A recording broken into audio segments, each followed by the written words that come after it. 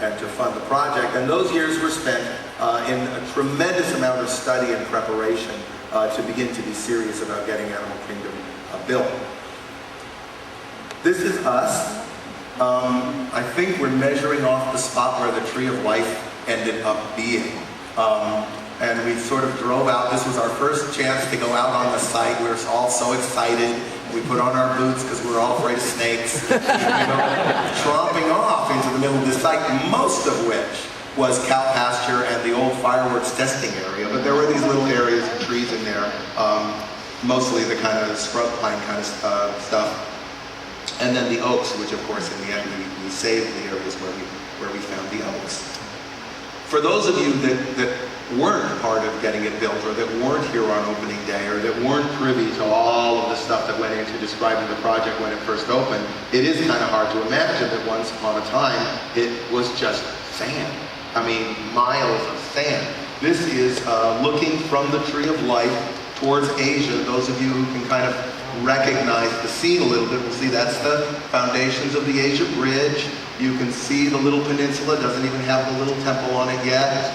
Down here is the shop. There's like nothing. When I came down here for my first, I relocated down here to build Animal Kingdom.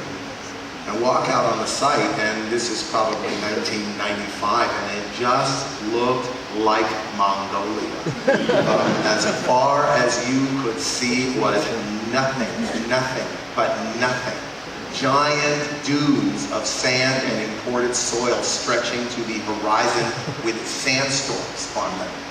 I mean, it was like Lawrence of Arabia. And you walk off onto this giant site, you really could not even see across the site, and far away you'd see a little truck behind some sand dune that's like a mile away.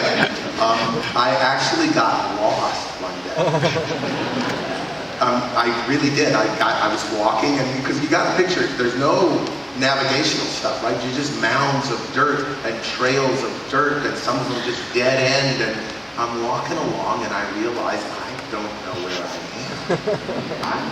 I don't know where I am, and I don't know which way I'm going.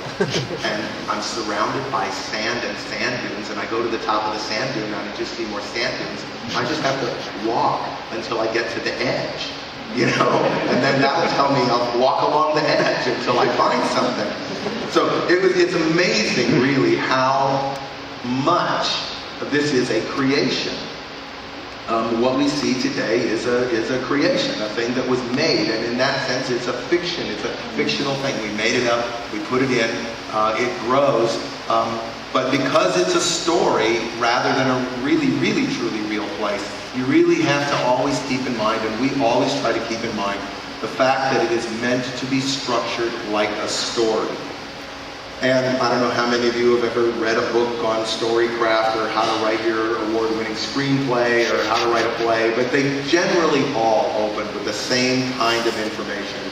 And it talks a lot, as a matter of fact, about theme, and about the fact that if you expect your story to hang together across the long run, you've got to do a lot of work right up front on what is the theme.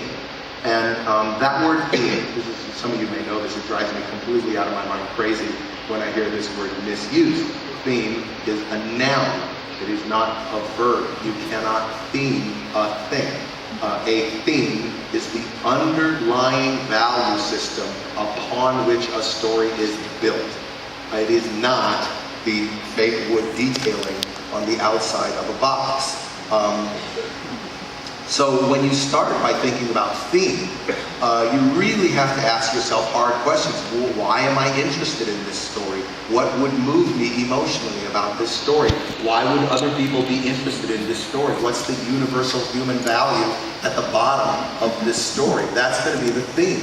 And if you can find those themes, and there can't be very many of them, because they start crossing past each other and getting way too complicated, you find those themes, you dedicate yourself to those themes, and you try to drive every single piece of design to follow these themes. Now, not the only one, but one of the major themes of Disney's Animal Kingdom is this intrinsic value of nature.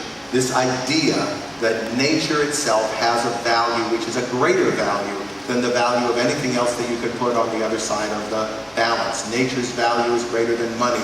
Nature's value is greater than convenience. Nature has intrinsic value, a value in and of itself. I don't have to save the environment because it's good for the watershed. I just can save the environment because it's got value. So if this is one of the fundamental values of Animal Kingdom, and we decided very early on, if you're going to have animals, by default, it's going to be, you're going to have this theme of nature. And the animals can't be strangers in this environment. This has to be a place where animals make sense. And animals don't behave like theme park audio animatronics. They have life, they have will, they do what they please, they live, they have babies, they eventually die. So if you're going to have a place that is about animals, it has to be about the very idea at the bottom of animals, which is the intrinsic value of nature.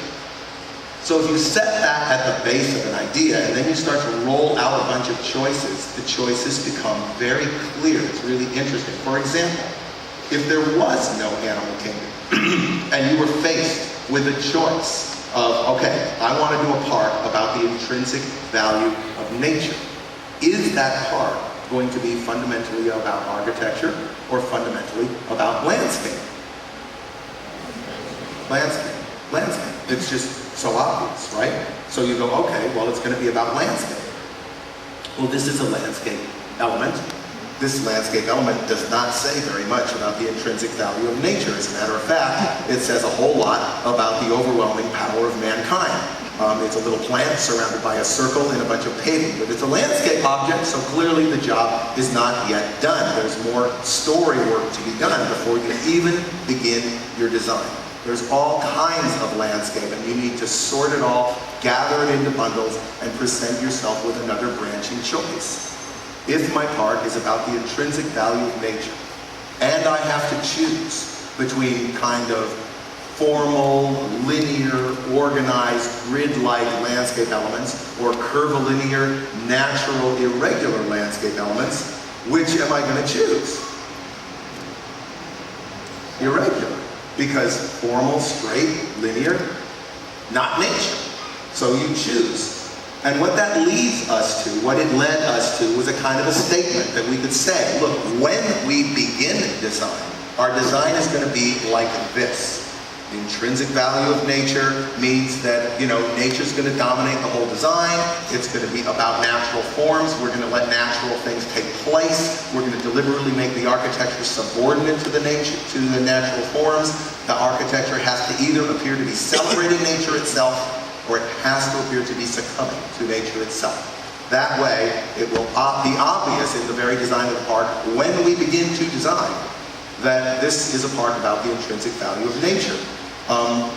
And so we did this several times. We took different design elements. We did, in fact, revisit the architecture itself and figure, okay, we know we have to have architecture. We just know that we don't want to have the architecture be dominant. So how does this theme express itself in architecture? So we did this with several themes. The intrinsic value of nature, this sort of transforming power of physical adventure, that if you go out and dare yourself to do things, you will come back changed. This sort of theme of the universal love of animals, that one way or another, whether it's a live animal, an imaginary animal, a prehistoric animal, a storybook animal, one way or another, there is a form of the animal world that brings people emotionally alive and that we can use to bring them into contact with this idea. And that all happens before we start thinking, okay, maybe we could have a ride that did this, and maybe we could do that, and there could be a big tree, or maybe there's a river, maybe there's an island, maybe there's a giant broccoli, whatever. And that goes down on cars. Now, this is kind of cool. I don't know why we did this, but as we were developing Animal Kingdom, we never threw these cars away. We stuck them in boxes. So these are the real cars. We really did pin to the board almost 20 years ago, when we were beginning to talk about the design of Disney's Animal Kingdom.